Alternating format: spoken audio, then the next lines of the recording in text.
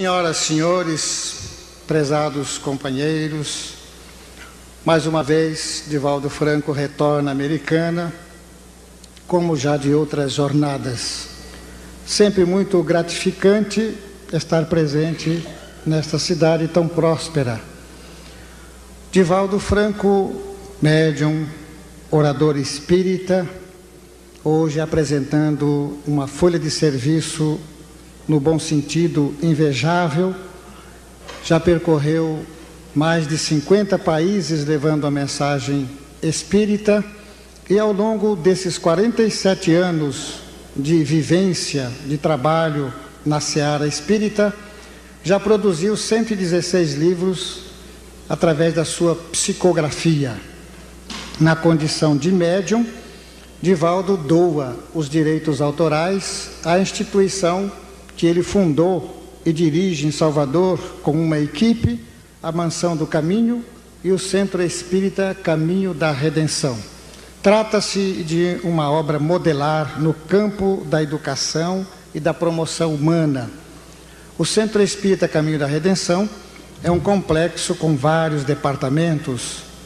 A editora Alvorada, Círculo do Livro Espírita, apresentando também a creche, Jardim da Infância, Escola de Primeiro Grau, cursos profissionalizantes, abrigando ali diariamente 2.800 crianças e jovens. É um trabalho exaustivo, porém altamente gratificante. E também na parte do internato, que foi fundado em 1952, a Mansão do Caminho, ali já passaram mais de 700 órfãos, que foram adotados por Divaldo Franco e pelas tias que lá foram residir. Hoje são homens e mulheres, cidadãos, integrados na sociedade. Mas ao longo desses 41 anos de existência, a Mansão do Caminho acolheu em todos esses setores educacionais mais de 50.000 crianças. Portanto, é um trabalho apresentado pelo orador e médium Divaldo Pereira Franco como um trabalhador da causa.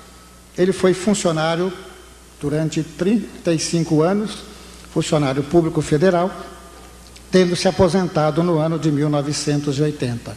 E nessas viagens pelo Brasil e pelo mundo, já visitou cerca de 3.000 cidades.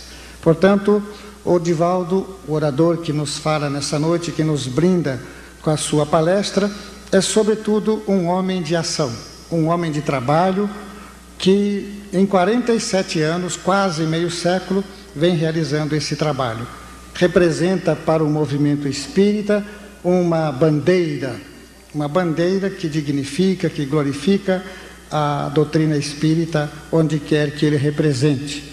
E tem realizado seminários em muitas capitais mundiais, apresentado entrevistas em canais de televisão no Brasil e no exterior. Ele está fazendo mais uma turnê por São Paulo. De São Paulo seguirá para Mato Grosso, para Rondônia, retornando a Salvador. Mas já está vindo de uma jornada do Rio de Janeiro. Portanto, é um homem que trabalha em média 16 horas por dia, dedicado à causa espírita. Podemos dizer também que ao longo desses quase 50 anos de trabalho, Divaldo tem tido a oportunidade de realizar esse trabalho de verdadeira união e unificação entre nós, entre os espíritas do Brasil e do exterior. É como se fosse aquele elo de luz que aproxima, como aqui nesta noite em Americana, reencontramos companheiros de várias cidades.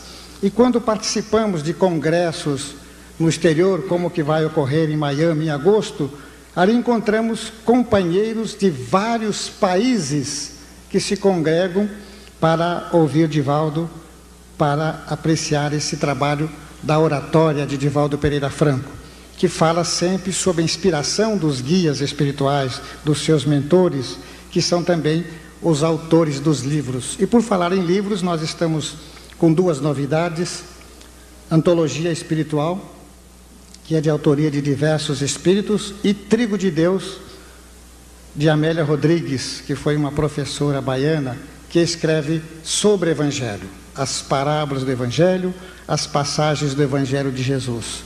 É uma coletânea de livros e este é o último lançado por esse espírito notável, iluminado, que é Amélia Rodrigues. Eu passo a palavra ao Divaldo Pereira Franco.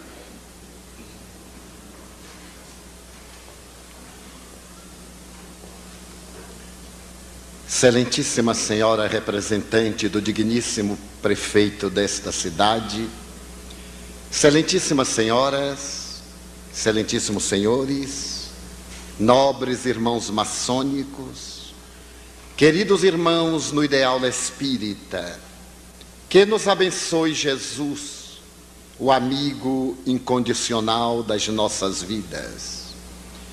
No ano de 1791, na loja maçônica As Nove Irmãs, em Paris, celebrou-se um acontecimento de alto relevo. A França libertava-se do talante dos Bourbons. A Revolução de 89 havia ensejado a Declaração dos Direitos Humanos. A criatura adquirira a honra da igualdade, da liberdade, da fraternidade. E a maçonaria, que sempre fora pioneira nesses ideais de engrandecimento humano, recebia na sua casa um dos homens mais notáveis do século. Tratava-se de Voltaire, um dos pais da enciclopédia. No momento em que a palavra lhe foi delegada, porque ele recebia a iniciação no grau 33, o admirável Marie Arouet, erguendo a sua voz ainda clara, declarou a razão por que se tornava discípulo da ordem. Naquela solenidade, para que tenhamos a ideia da sua magnitude, encontravam-se representantes de Catarina da Rússia, do rei da Inglaterra, das altas personalidades francesas, e no Oriente estavam colocadas as bandeiras representativas das cortes europeias. A emoção havia galvanizado a alma dos convidados. Tratava-se de uma reunião branca, em que os não iniciados tomavam parte. E aquele homem octogenário, sobre cujos ombros repousavam a cultura, a sabedoria e os direitos da criatura humana, prosseguiu o seu memorável discurso. Faço-me maçom, porque encontrei nesta ordem sagrada os ideais da dignidade humana. Aqui eu tive a oportunidade de aprender a amar e a respeitar a criatura humana. Nesta casa, que abre as suas portas aos ideais revolucionários, aprendi também a amar a Deus. Invariavelmente disse que eu não acredito em Deus, e é uma verdade. Eu não acredito em Deus, aquele que os homens fizeram, mas eu acredito em Deus, aquele que fez os homens. A palavra luminífera de Voltaire, em um improviso memorável, durante 2 horas, emocionou as personalidades mais ilustres que ali se encontravam. Ao terminar o admirável discurso, ele foi homenageado pelo jovem Benjamin Franklin. E se escreveria mais tarde que se estava no limiar de uma nova era. Franklin, o jovem, representava os ideais da futura tecnologia. Com Voltaire, encerrava-se toda uma era de realizações grandiosas de nobreza, de desenvolvimentos elevados que constituíam o passado. E desde aquele momento, a maçonaria, através dos seus landmarks, guardaria no recesso dos seus estatutos a veneranda figura de Voltaire como dos mais gloriosos marcos da sua história contemporânea. Foi Abraham Lincoln, presidente dos Estados Unidos da América, quem teve a oportunidade de dizer que a maçonaria é uma ordem filantrópica de natureza social, que agasalha no seu seio as almas idealistas, que não tem prioridade religiosa, mas alberga todas as religiões. E em um momento de grande inspiração, ele terminou dizendo que a maçonaria representava um dos mais altos ideais da humanidade, erguendo a sua bandeira de defesa dos direitos da criatura humana e trabalhando pela felicidade geral de todos os povos. No Brasil, entre outros, Rui Barbosa teria oportunidade de dizer: onde florescem os ensinamentos maçônicos, não vicejam a ditadura, a soberania dos poderes arbitrários, nem a dominação daqueles conquistadores violentos que denigrem a condição da criatura humana. Tem razão Voltaire, Abraham Lincoln e Rui Barbosa, porque a maçonaria, por definição, é uma instituição filosófica, filantrópica, que tem por base a crença em Deus e, por consequência, na imortalidade da alma e na solidariedade humana.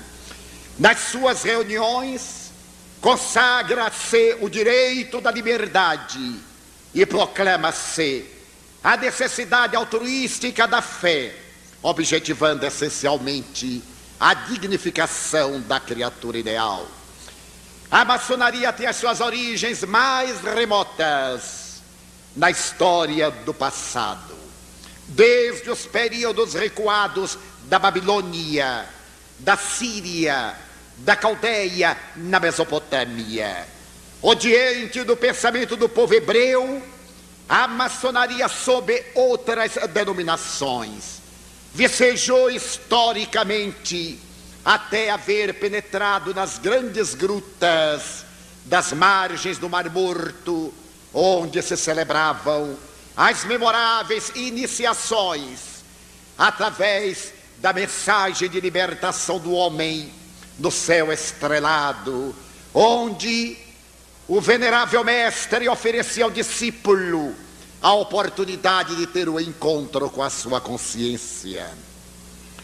A iniciação, aquela época simbólica, como ainda hoje, era um desafio aos valores morais e éticos do aprendiz. Abria-lhe horizontes dantes e jamais sonhados, para que ele pudesse compreender o sentido, o significado da vida, e se viesse a entregar aos ideais enobrecedores em favor de um mundo melhor.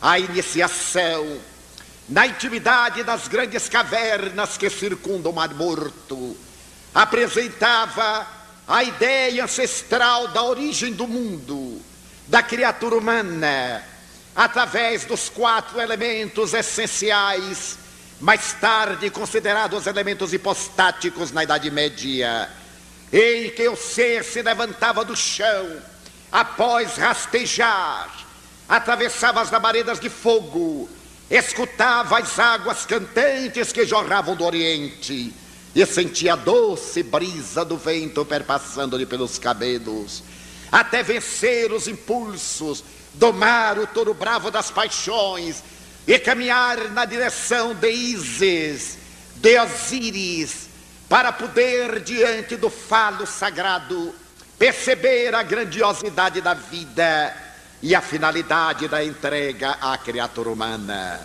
Naquela oportunidade, fundamentando seus alicerces essenciais no Pentateuco mosaico, de onde retiram as bases do Templo de Salomão, para poder estabelecer as diretrizes do futuro, esta ordem sagrada, na tradição de todos os estudiosos da história, vai estabelecer que o universo provém da realidade de um olho que tudo vê, através de um triângulo, e que pode medir a realidade da vida com a perfeição do compasso. Na sua simbologia grandiosa, para poder vencer a ignorância ancestral e preservar na intimidade das almas esse sentido puro de união, de identidade e de perfeita manifestação do Espírito Divino no ímã de cada ser. Mais tarde, naturalmente, quando se estabelecem na Idade Média os poderes discricionários dos senhores feudais, quando se levantam os ditadores e quando as doutrinas religiosas da ortodoxia ancestral proclamam a sua soberania sobre os destinos, a ordem maçônica levanta-se para poder defender o direito dos fracos, dos operários, já que a palavra maçom em francês é obreiro, para que ele tivesse a oportunidade também de trabalhar, de erguer as catedrais, os templos da fé, não apenas no mundo exterior, mas também na intimidade dos seus sentimentos. E a história nos conta que em todas as épocas depois do cristianismo e a partir do período medieval, a maçonaria levantou-se sempre contra quaisquer manifestações de arbitrariedades humanas. No Brasil, Dom Pedro I, por exemplo, recebeu em Niterói, da loja maçônica, o grau 33, ao lado do admirável Andrada e Silva. E quando foi necessário dar o grito de que ficaria em a nacionalidade brasileira, ele esteve assessorado por admiráveis maçons, que lhe deram o prestígio e a coragem para romper os vínculos com Portugal e mais tarde arrancar o país do estado de colônia para dar-lhe a independência. Na Bahia, onde sempre os ideais da liberdade vicejaram, precedendo as grandes horas revolucionárias da nacionalidade brasileira, a Revolução dos Alfaiates de 1816 havia sido estimulada pela loja maçônica, que tinha as suas dependências na ladeira da Barra. Na intimidade dos santuários, onde se celebrava a comunhão com as entidades superiores da vida, e se trabalhava a realidade da criatura humana, também o direito da liberdade encontrava um campo especial. E não seja de estranhar que pelas terras da América levantaram-se maçons eminentes como San Martín e outros, que alargaram os horizontes da vida para o continente dominado por Portugal e Espanha, a fim de que a verdadeira felicidade pudesse apressar os ideais de enobrecimento e o homem fosse plenamente feliz. Com este ligeiro histórico, pretendemos homenagear a loja que celebra o seu 30º aniversário em uma hora de tantos conflitos da sociedade, em um momento de tantas dificuldades, de problemas, em que a tecnologia conduziu o homem às estrelas, mas não logrou libertá-lo do pau das paixões. Em uma hora quando as naves espaciais viajam fora do sistema solar, tentando encontrar novos ninhos, outros céus, outras oportunidades de vida, e o homem mata na rua por um par de tênis, por um pedaço de pão, ou entrega-se às vicissitudes da toxicomania, da sexolatria, da alcoolofilia, da violência, vitimado pela própria pequenez. Neste momento grave, a boca de Jesus havia oferecido uma esperança que se veio concretizar na segunda metade do século XIX, quando uma doutrina de raízes filosóficas, de fundamentos científicos e de consciências religiosas ético-morais, viria conclamar o homem para uma autoanálise, para que se aprofundasse na intimidade do seu próprio ser e encontrasse os objetivos da vida. Allan Kardec, o grande codificador da doutrina espírita, que foi considerado maçom, mas que em realidade não se pôde encontrar nos traços biográficos uma documentação probatória, o que de maneira nenhuma diminui-lhe a grandeza nem a grandiosidade da maçonaria, mas que era amigo de maçons eminentes, graças ao que foi encontrado na sua casa o comprovante de alguns dos instrumentos da maçonaria, que certamente lhe foram doados por amigos muito chegados, inclusive o avental, com que os maçons celebram seu culto na intimidade dos seus templos. Allan Kardec ensejou a criatura humana a visão de um mundo feliz através da descoberta da própria consciência.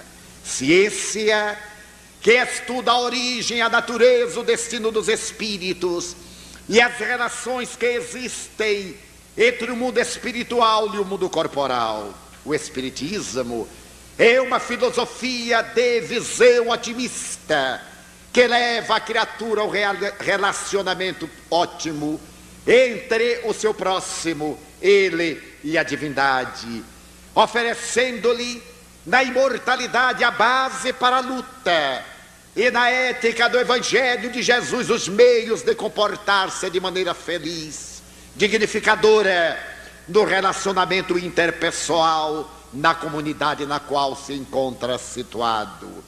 As duas doutrinas, não obstante com diretrizes diferentes, objetivo, o mesmo fim, tornar a criatura humana plenamente feliz.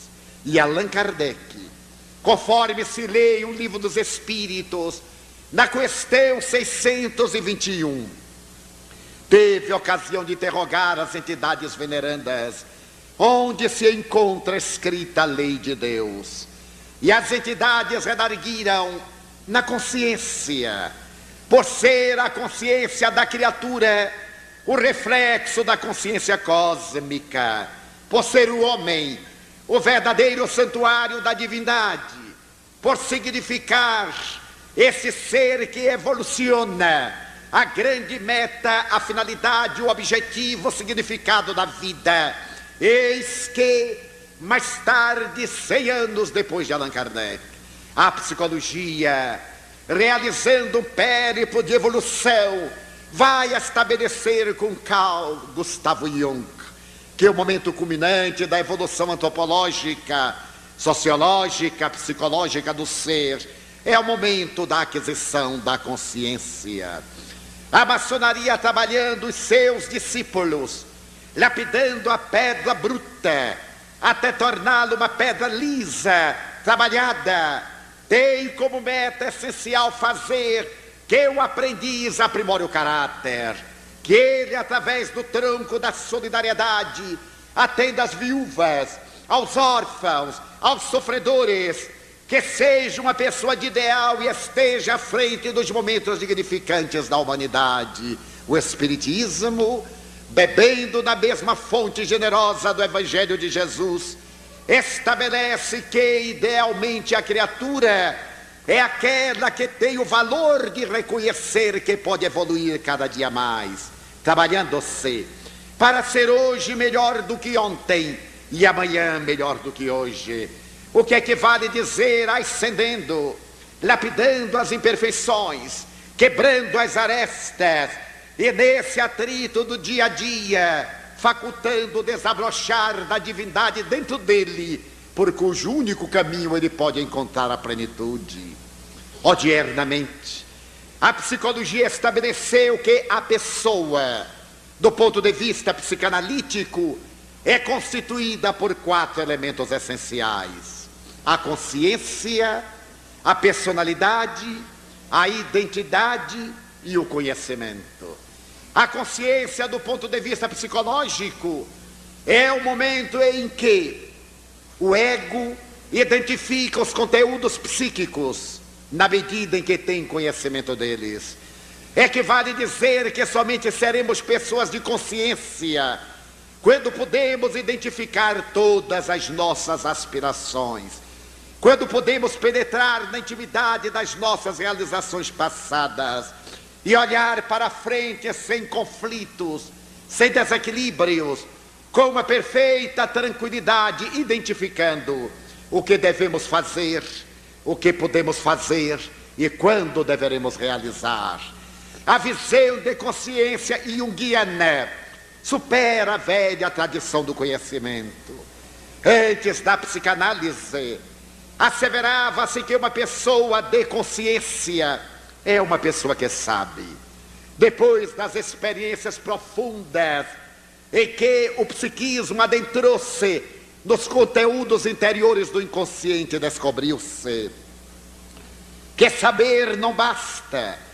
É necessário aplicar esse conhecimento, porque muitas pessoas que conhecem são inconsequentes e muitas pessoas que não conhecem são conscientes. É muito comum encontrarmos indivíduos com nível universitário, com títulos de doutor honoris causa, portadores de uma bagagem intelectual relevante, no entanto profundamente perturbados no sentido ético. Eles têm conhecimento da vida e agem de maneira arbitrária, agressiva, perturbadora, indignificante, sem oferecer à sociedade, além de informações, exemplos que possam constituir modelos para as demais criaturas. Carl Gustav Jung estabeleceu que o momento da consciência é aquele que nos caracteriza quando deveremos fazer o que podemos e não fazer o que não devemos. A maioria de nós faz o que pode e não deve, mas raramente faz o que deve, mas não pode. Procura mecanismos desculpistas, atitudes de fuga, e projetando a sua sombra os seus conflitos, justifica muitas vezes as suas debilidades, longe da responsabilidade do dever. A consciência mereceu o melhor estudo dos psicólogos, desde Freud, mais tarde Jung, Adler, mais recentemente Erich Fromm, passando pela imensa fieira de Gurdjieff, de Pedro Auspensky e de grandes psiquiatras como Elizabeth Kübler-Ross, e mais recentemente de um dos maiores craniologistas da sociedade, o mais perfeito conhecedor do câncer cerebral, estudioso dos neurônios e equipamentos das células nervosas, o Dr. Robert de Ropp, discípulo de Auspensky, por sua vez discípulo de Gurdjieff. O Dr. Robert de Ropp, examinando a sociedade, estabeleceu que vivemos em uma sociedade paradoxal, porque constituímos dois biótipos humanos. Poderíamos dizer que as criaturas, mesmo aquelas melhores informadas, mais bem conhecedoras, pertencemos a grupos psicológicos diferentes. O primeiro grupo, que é constituído de homens sensação, que Gurdjieff chamava homens fisiológicos, pessoas que comem, que dormem, que atuam no sexo, pessoas que se entregam aos disparates do prazer, os hedonistas, aqueles que perderam o significado e engrandecimento da vida, aqueles que deixaram de se interessar pela sociedade e pela promoção da sua realidade, e que esses biótipos constituem a maioria da humanidade. Nós poderemos vê-los caracterizados pelo egoísmo, desde que eles estejam bem, tudo em sua volta deve estar muito bem. Esses biótipos são indivíduos que obstaculizam o progresso da própria sociedade, mas ao lado deles existe, em pequena fração, aqueles que somos os homens psicológicos, os que, apesar de comerem, de dormirem, de usarem o sexo, também cultivam os ideais de enobrecimento humano.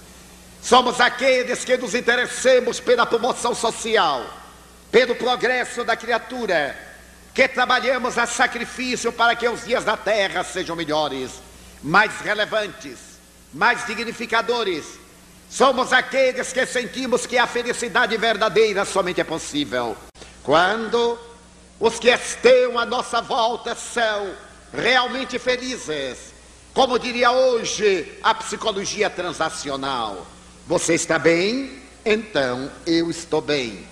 A nossa felicidade depende essencialmente da felicidade alheia, porque aquele que aspira a uma felicidade ideal, pessoal, isolada, não se desenvolveu psicologicamente.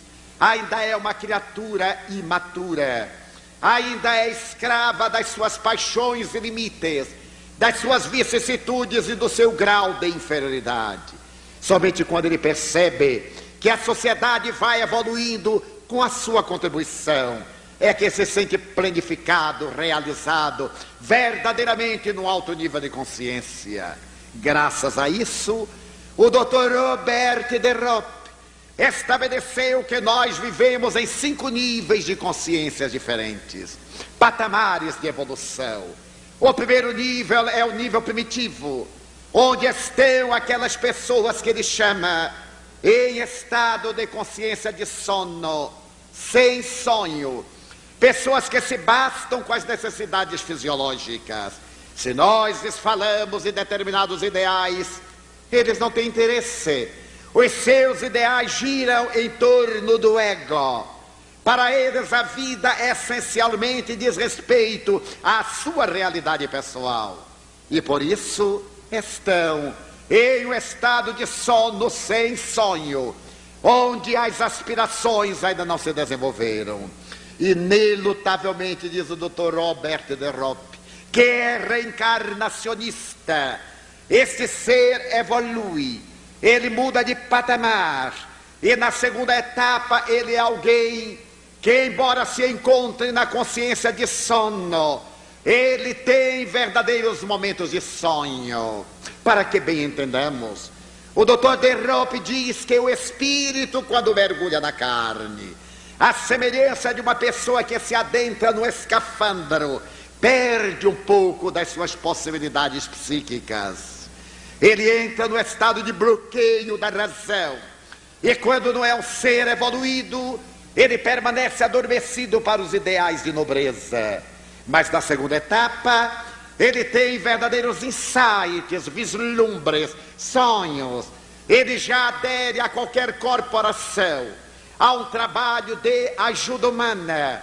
Ele luta e torce por um clube, por uma doutrina religiosa, colabora numa quermesse, num baile de beneficência, num almoço de ajuda fraterna. Ele começa a sair de si, ele sonha com uma realidade maior. Inevitavelmente, ele passa agora a um terceiro patamar, que é a consciência de sono. Desperta. Ele já se pergunta: quem sou eu? Para que eu estou na terra? Qual é o objetivo da minha vida? Depois que eu venha a morrer, o que acontecerá comigo? Será que a vida termina na sepultura? Porque depois da vida existe vida. Nos patamares anteriores, a criatura não tem qualquer interesse, ou aceita uma doutrina de maneira cega e irracional, que não lhe exige qualquer esforço físico ou mental, ou simplesmente deixa de crer. É um acomodado que aceita essa postura de maneira irrelevante, inconsequente. Mas quando ele desperta para a vida, é importante dar um sentido maior à sua realidade, porque a vida física, por mais longa que pareça, é sempre tão breve. A vida física, por mais admirável que se nos apresente, tem a sua origem, mas ela também tem o seu término.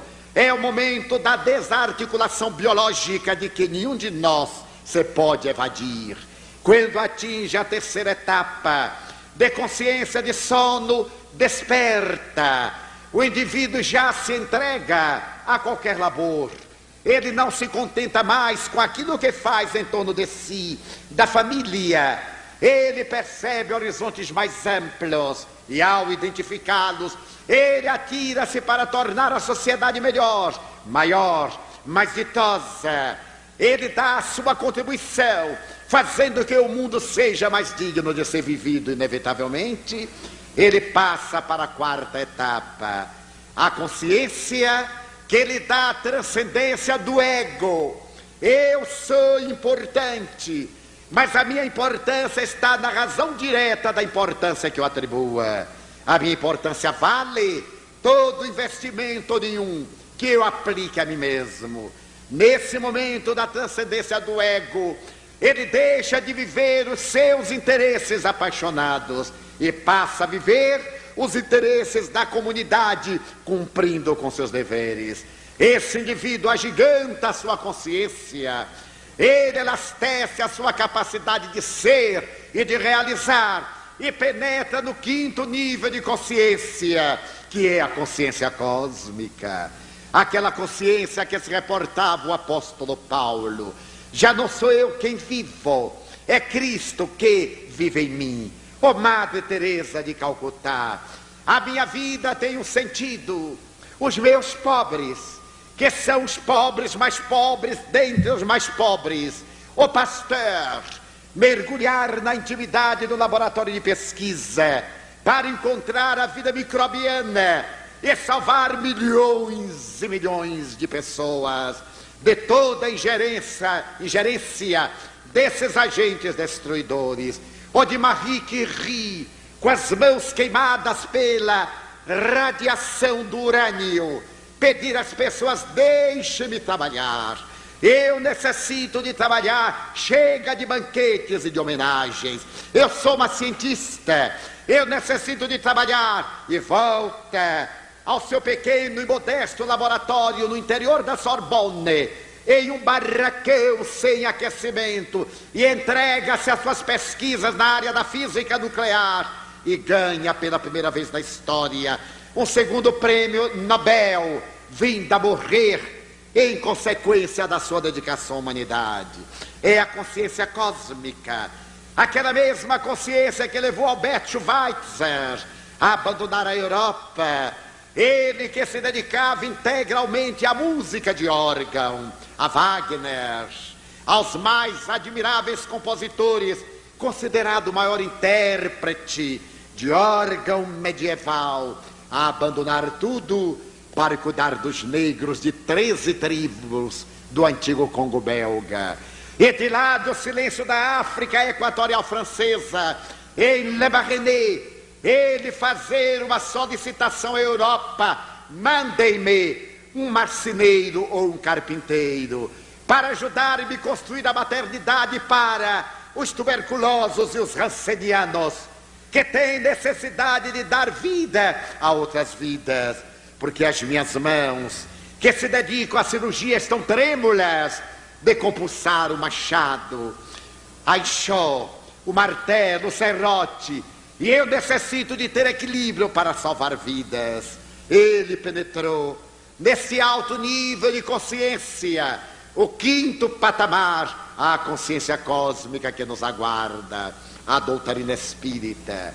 Trabalhando o homem integral, vem propor-lhe a reforma interior, baseando-se no Evangelho de Jesus e estabelecendo como meta prioritária o amor.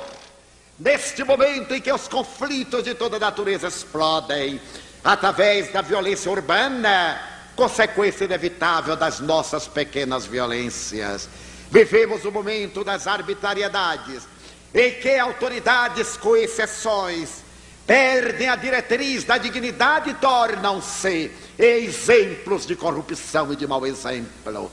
Até o cidadão, que desestimulado da luta pela nobreza, entrega-se também aos desajustes e deixa-se arrastar pela onda avassaladora do desequilíbrio, atingindo altos e alarmantes índices de desajuste social, de agressividade, de desinteresse, de violência, sob todos os aspectos considerados.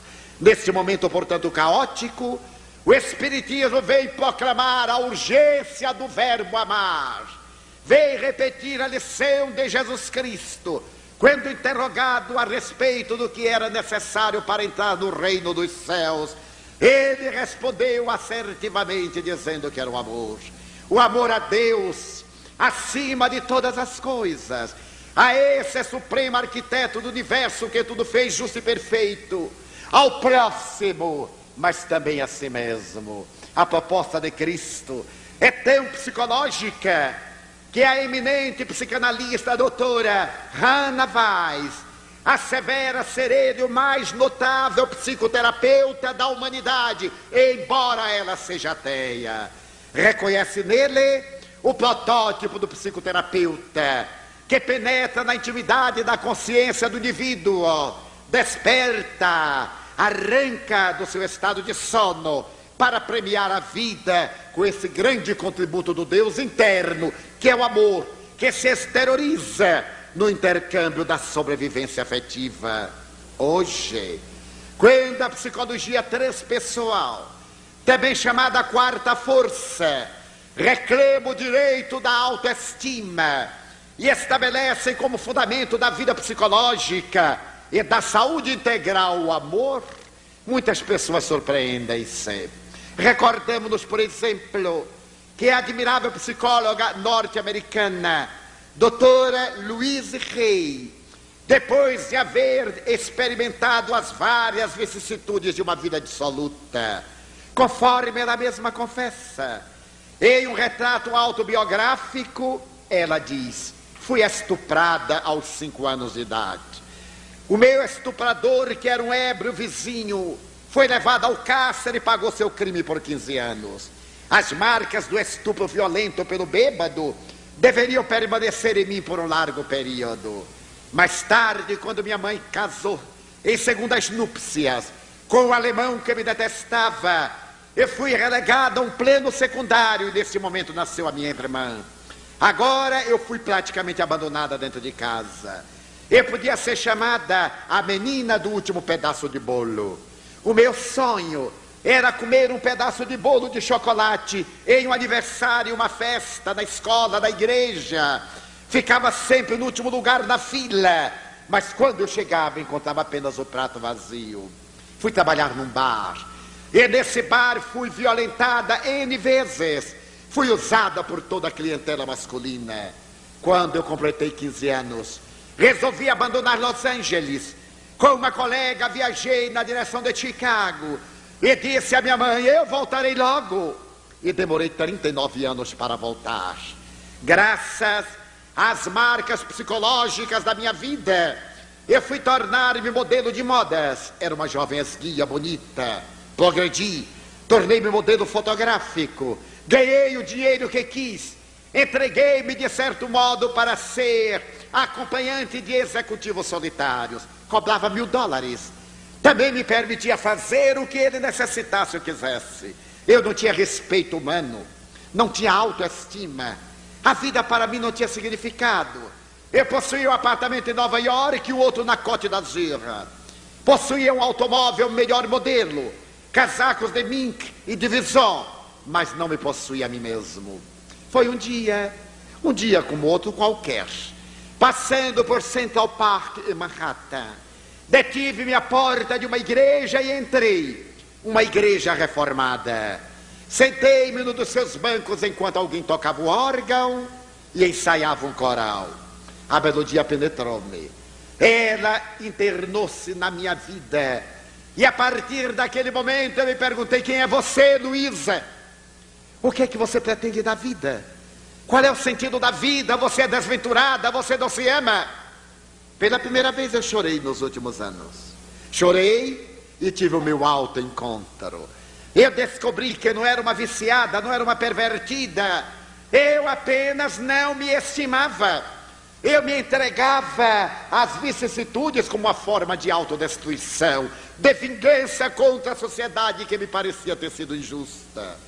Voltei àquela igreja, comovi-me e resolvi mudar. Era necessário que eu me amasse. Como eu poderia amar alguém se eu a mim mesma não me amava? O auto-amor é relevante. Quando nós amamos aos outros e não nos amamos, realizamos mecanismos de transferência. Somente quem se ama é capaz de amar. Somente quem está rico de esperança pode derramar a claridade do amor. Então, Depois de estudar psicologia, eu quis ser terapeuta de um grande número de mulheres como eu e de pessoas que haviam perdido a autoestima, o respeito humano.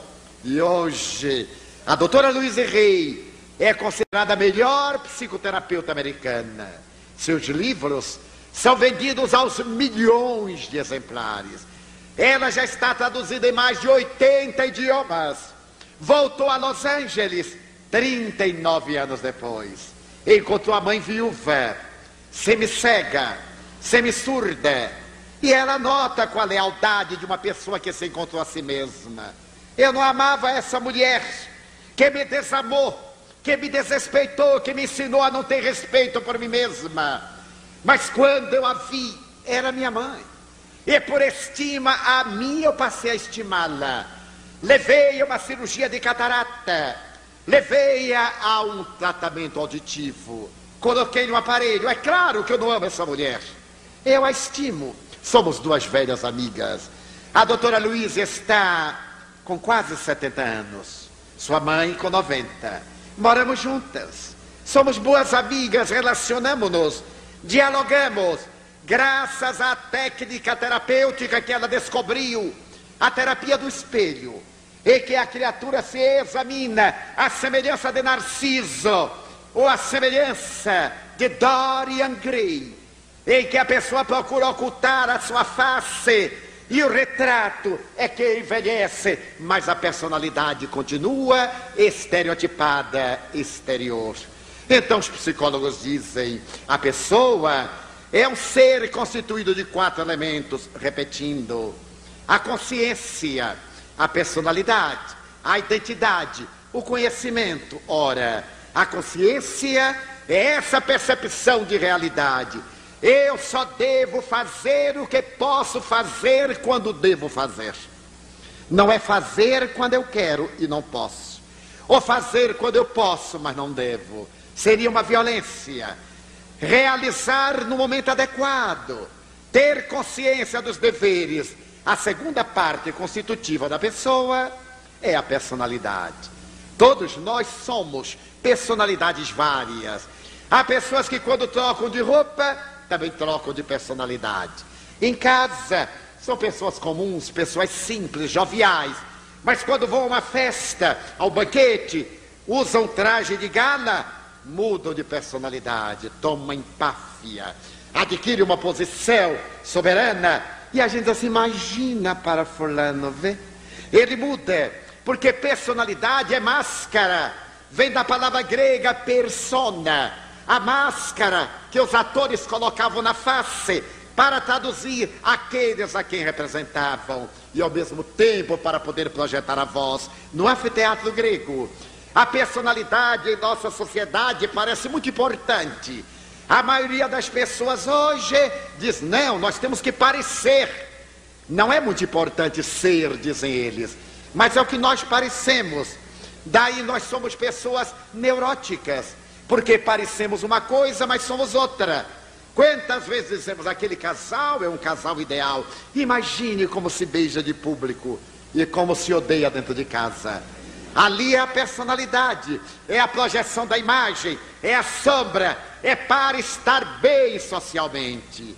A personalidade é qualquer uma coisa que nós vamos realizando para impressionar. É a viagem para fora. Isso constitui parte da criatura humana. A terceira parte constitutiva da pessoa é a identidade. Todos nós nos identificamos com vários fatores. Identificamos-nos com esta arte, com aquele sentido da vida. Nos identificamos com tal e qual dever. Nos identificamos com esse ou aquele prazer, esse ou aquele desporto. Nos identificamos com fulano ou beltrano. Todos temos uma identificação. Se perguntar, como é seu filho fulano? Bem, ele é um aficionado do futebol, ou do basquetebol, ou das drogas. Agora é mais fácil ser das drogas do que de outra coisa. E como é que é seu marido? Ah, ele é muito mulherengo.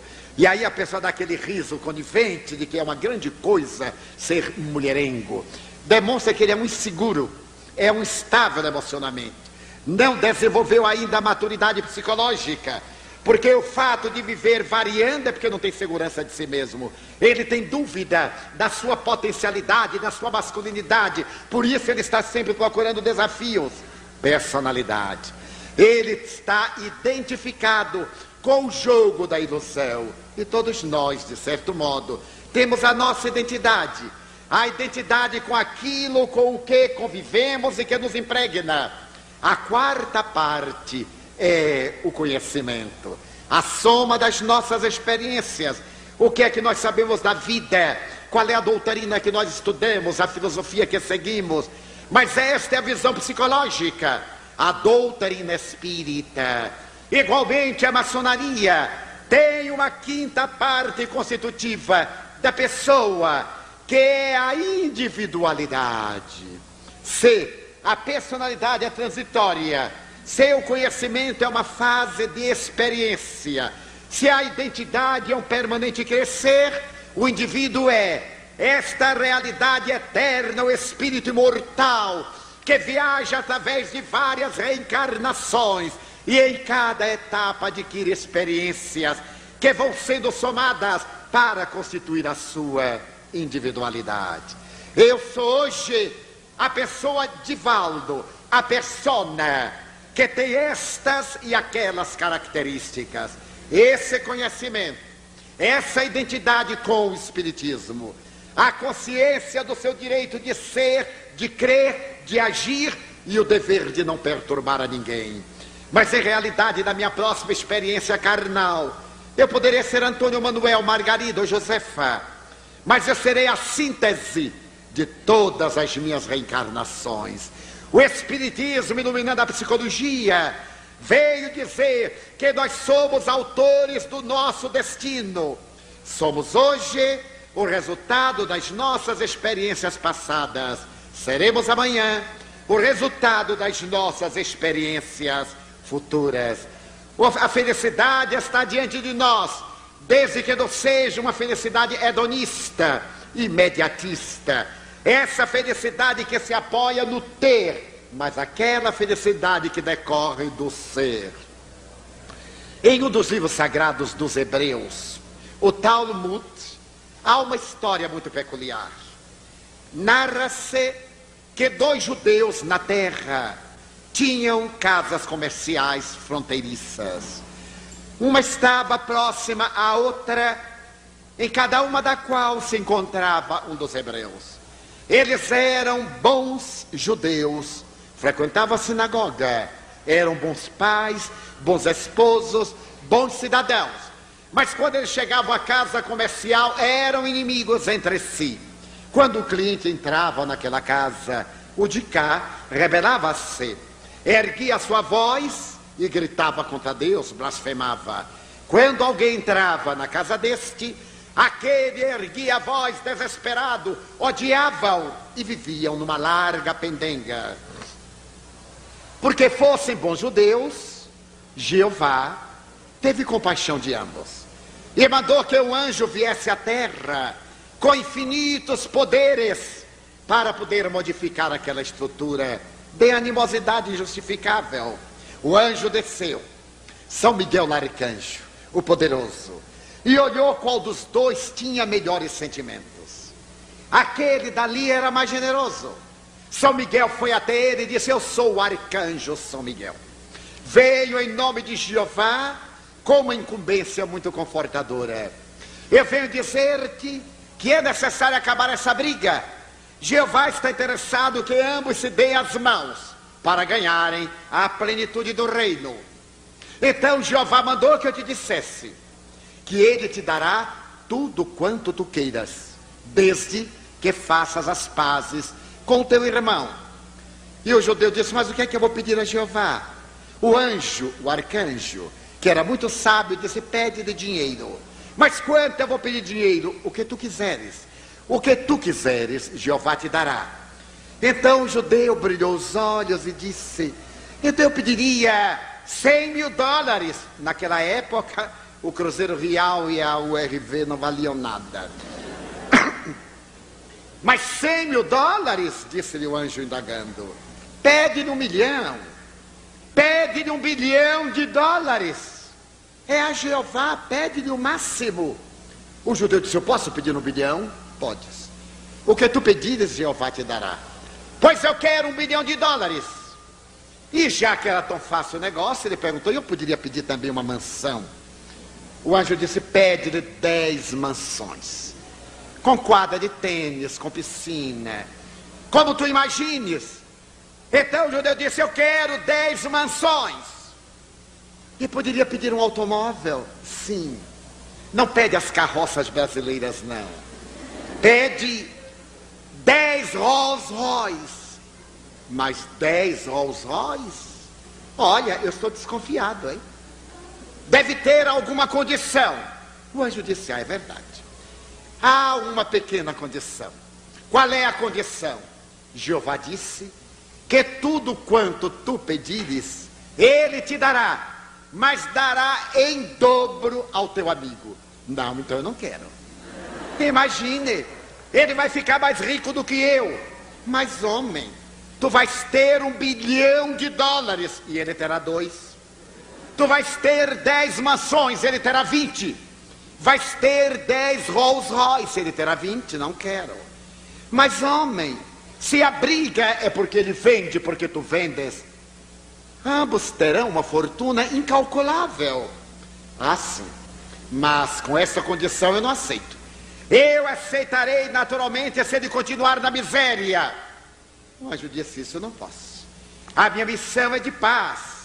E tentou, não o dissuadiu. Quando se cansou, o arcanjo falou-lhe: Vome, queda-te. Infelizmente eu não te posso ajudar. Quando se ia, o judeu reflexionou e disse: volte, por favor. Por favor, diga-me, tudo que eu pedir a Jeová, ele me dará. Ele te dará. E dará em dobro ao infame do meu inimigo, que vai ser meu amigo. Ele dará em dobro. O Senhor me garante? O anjo disse: eu já te disse, eu sou arcanjo do reino, a minha palavra não tem volta. Ele dará em dobro ao outro, dará. Então eu quero uma coisa, só uma coisa. Eu quero que Jeová me ponha cego deste olho.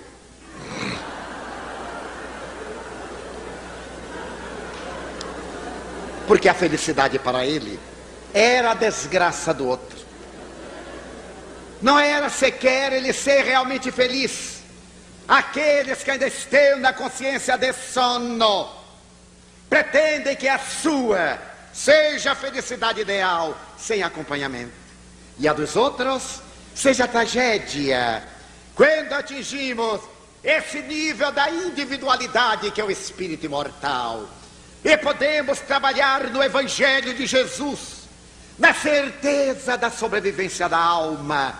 O meu futuro eu trabalho a cada instante, dia a dia, através dos meus atos. Se eu estou nesta oportunidade assinalado por dramas e problemas, eu poderei mudar, transformando-me para melhor. Eu sou o semeador. Até agora eu semeei cardos e espículos, que estou a colher através de sofrimentos e de lágrimas. Cumpre-me a tarefa de semear esperança, de fazer sol, para poder desfrutar da felicidade e da plenitude. A proposta da maçonaria trabalhando o homem desde os recuados tempos do Mar Morto em Israel até a atualidade é a transformação moral do pedreiro, do discípulo que se transforma em mestre, do aprendiz. A proposta da maçonaria da construção de uma nova sociedade através do indivíduo no landmark número 19, e que ele tem o direito de agir, mas não tem o direito de se equivocar. Não lhe é permitido o direito de manter uma atitude que não diga, dentro dos cânones estabelecidos nos estatutos da ordem maçônica francesa.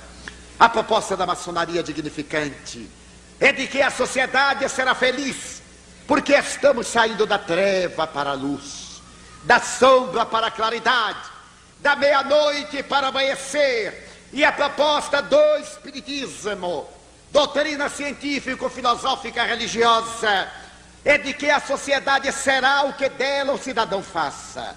Pela sua transformação moral, você conhecerá o verdadeiro espírita. Como disse Jesus de referência ao cristão, pelo fruto conhece-se a árvore.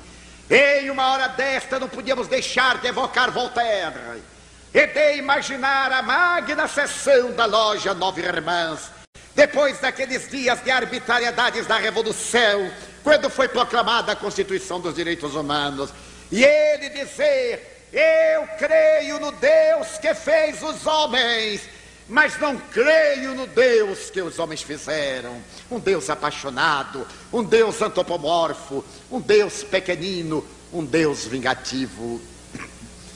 Revejo pela tela da imaginação aquele momento que antecedia uma alvorada nova, que foi a alvorada do século XIX, que nos deu os eminentes cientistas, que libertou a ciência do tacão da religião, que enriqueceu a humanidade com pensadores admiráveis, que nos deram a estrutura da filosofia, com homens de escola, como Allan Kardec, o codificador do espiritismo, Lázaro Ludovico Zamenhof, o criador do Esperanto, cientistas como Pasteur, como Liszt, Metchnikoff, como Hansen, como Koch, e outros que nos ensejaram uma vida mais ampla, pensadores como Bergson, Kant, Schopenhauer, que alargaram os horizontes e a visão da Terra, anunciando uma era nova,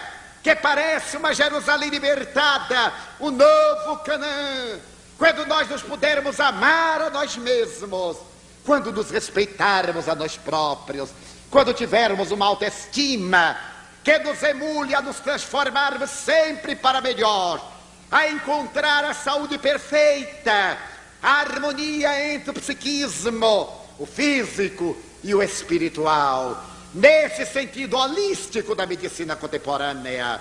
Quando chegarmos a esse ideal, daremos as mãos uns aos outros, e embora o tumulto que reina lá fora, os disparates que dominam nesta noite e as calamidades de cada dia, podermos dizer: ó Supremo Arquiteto do Universo, que tudo fizestes justo e perfeito, eu vos quero louvar. Há tanta coisa maravilhosa para agradecer, há tanta beleza para emocionar, que eu não tenho nada para pedir. Eu quero dar, quero dizer que a vida é bela, é consentida, é digna de ser vivida. Muito obrigado, Senhor, pelo que me deste, pelo que me dás, pelo ar, pelo pão, pela paz. Muito obrigado pela beleza que os meus olhos veem no altar da natureza, olhos que fitam o céu, a terra e o mar, que acompanham a ave ligeira que corre fagueira pelo céu de anil e se detém na terra verde salpicada de flores em tonalidades mil. Muito obrigado, Senhor, porque eu posso ver meu amor. Diante da minha visão eu contemplo a humanidade, eu vejo a multidão e encontro os cegos que tropeçam na escuridão, que andam na solidão. Por eles eu oro e a ti eu peço comiseração, porque eu sei que depois desta lida, na outra vida, eles também enxergarão. Muito obrigado, Senhor, pelos ouvidos meus que me foram dados por Deus, ouvidos que ouvem o tamborilar da chuva no telheiro, a melodia do vento nos ramos do salgueiro e as lágrimas que vertem os olhos do mundo inteiro. Ouvidos que ouvem a música do povo que desce do morro na praça a cantar, a melodia dos imortais que a gente ouve uma vez e não esquece nunca mais, a voz melodiosa, candora melancólica do boiadeiro e a dor que geme e chora do coração do mundo inteiro. Pela minha faculdade de ouvir, pelos surdos eu te quero pedir. Eu sei que depois desta dor no teu reino de amor, eles voltarão a sentir. Muito obrigado pela minha voz, mas também pela voz que ama, que declama, que ensina, que alfabetiza, que ilumina. pela voz que trauteia uma canção, e que o teu nome murmura com sentir emoção diante da minha melodia.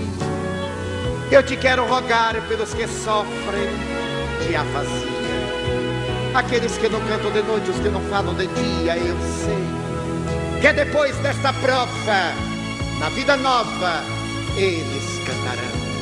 Muito obrigado pelas minhas mãos, mas também pelas mãos que aram, que semeiam, que agasalham, mãos do amor e de ternura, que libertam da amargura, mãos de caridade, que apertam mãos de solidariedade, mãos de psicografias, de poesias, de sinfonias, de cirurgias, pelas mãos dos adeuses, que limpam feridas, que enxugam lágrimas e dores das vidas, pelas mãos que atendem a velhice, o desamor que no seio embalam, o corpo de um filho alheio se recém, e pelos pés que me levam a andar. Muito obrigado, Senhor, porque eu posso bailar diante do meu corpo perfeito. Eu te quero louvar, porque eu vejo na terra infelizes, aleijados, amputados, marcados, deformados, paralisados, desesperados, que não podem andar. Oro por eles. Eu sei que depois desta expiação, na outra reencarnação, eles também bailarão. Muito obrigado por ter um lar. É tão maravilhoso ter um lar. Não é importante se este lar é uma mansão ou uma tapera, se é um ninho ou uma casa no caminho, uma favela, se é um bangalô, seja lá o que for, mas é importante que dentro dele exista a figura do amor de mãe ou de pai, de esposo, de marido, de filho, de irmão, a presença de um amigo, alguém que nos dê a mão. É muito triste quando estamos na solidão, pelo menos a companhia de um cão. Mas se eu não tiver ninguém para me amar, nem um teto para me agasalhar, ou uma cama para me deitar, nem aí reclamarei. Pelo contrário, eu te direi: obrigado, Senhor, porque eu nasci.